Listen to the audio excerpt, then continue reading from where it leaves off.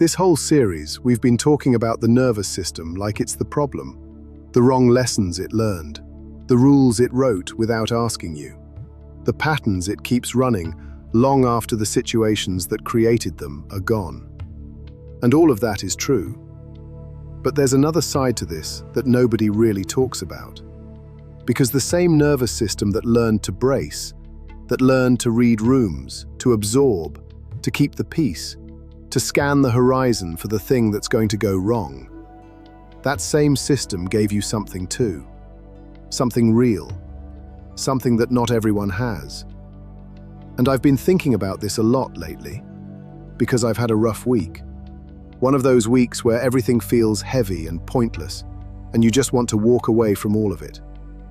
The tiredness of still striving, still reaching, still not being where you want to be. And I caught myself thinking, I wish I could just quit, just be satisfied, just work my shifts and come home and be okay with that. But I can't. And for a long time I thought that was a problem, that inability to settle, that thing inside me that won't switch off no matter how tired I am. But I'm starting to see it differently now, because that thing, that restless, relentless, won't let me quit thing, that's not separate from my nervous system. That is my nervous system. Still reaching for the thing it's always been reaching for. Safety, stability, being able to provide. And it won't stop until it finds it. Here's something I've noticed about myself. When someone comes to me with a problem, a friend, a sibling, anyone, something in me responds immediately.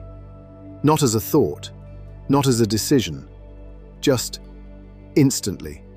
I want to help. And when I can't, when I'm not in a position to do what they need, I feel it. Genuinely feel it. A heaviness, a frustration with myself for not being able to do more. And I used to wonder, is that empathy or is that people-pleasing? Because from the outside they can look identical. Both involve caring about other people's pain. Both involve wanting to fix things. But here's the difference I've come to understand. People-pleasing comes from fear. From, if I don't help, they'll be upset. Things will be uncomfortable. They won't approve of me. Empathy comes from feeling, from genuinely experiencing someone else's pain as if it were your own. From not being able to hear someone's story without immediately understanding where they're coming from. Without feeling something move in you. The people-pleaser feels relieved when they've helped. The empath feels frustrated when they can't. And I am almost always frustrated when I can't. That's not people-pleasing. That's a nervous system that feels deeply. And here's where it comes from.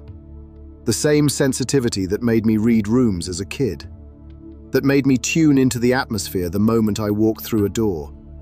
That made me the one who noticed when someone was off before they'd said a word. That sensitivity didn't go away when I grew up. It just grew with me. And it's why I can sit with someone's pain without flinching. Why I can hear a story, any story, and find the thread of it that I understand. Why Afro Sage exists at all. Because something in me has always been able to feel what it's like to be human in that particular way. That's not a wound. That's a gift. But the one I find most interesting, the one I'm still getting my head around, is the resilience. Because I don't experience it as resilience from the inside. From the inside, it just feels like not being able to stop. Like there's no off switch. Like even when I'm exhausted and fed up and genuinely want to walk away, something won't let me. And for years I thought that was a flaw. That inability to just be satisfied, to settle, to make peace with things as they are. But here's what I think is actually happening. My nervous system learned, a long time ago, that safety isn't guaranteed. That stability isn't something you take for granted. That providing for the people you love is not a given. It's something you have to keep working for. And it hasn't forgotten that. Even now, even after everything. It's still reaching, still striving, still refusing to let me quit. Not because I'm greedy or restless or never satisfied, but because some deep part of me is still working toward the thing it's always been working toward. The feeling of being okay, of having enough, of knowing the people I love are safe. And it won't stop until it finds it. Now, I won't pretend that's always comfortable. It's exhausting sometimes. There are weeks, like this one, where I genuinely wish I could switch it off. Just be satisfied with a quieter life. But then something shifts. The determination comes back, and I'm back at the desk, back on the walk, back building. And I think, that's not weakness dressed up as strength. That's just what real resilience actually looks like from the inside. Not a superpower, just someone who keeps going, even when they really, really don't want to. So here's what I want to leave you with at the end of this series. Your nervous system is not your enemy. It never was. Yes, it learned the wrong lessons sometimes. Yes, it wrote rules you never agreed to. Yes, it kept you small in rooms where you were allowed to take up space. But it also gave you this: the ability to feel what other people are feeling without being told. The frustration of not being able to help that proves how deeply you actually care. The restlessness that won't let you settle for less than the life you know is possible.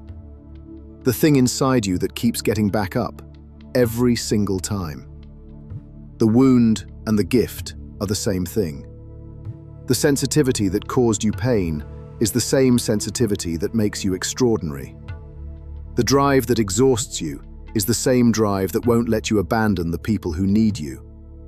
And the nervous system that learned to brace for impact, that same system is still here, still working, still reaching for the safety it never quite found, still going. Know thyself. Not just the parts that need healing, all of it. The resilience you don't recognize in yourself, the empathy you carry without even trying, the quiet refusal to give up on a life that feels worth building. That's your nervous system too, and it's been there the whole time. This is AfroSage.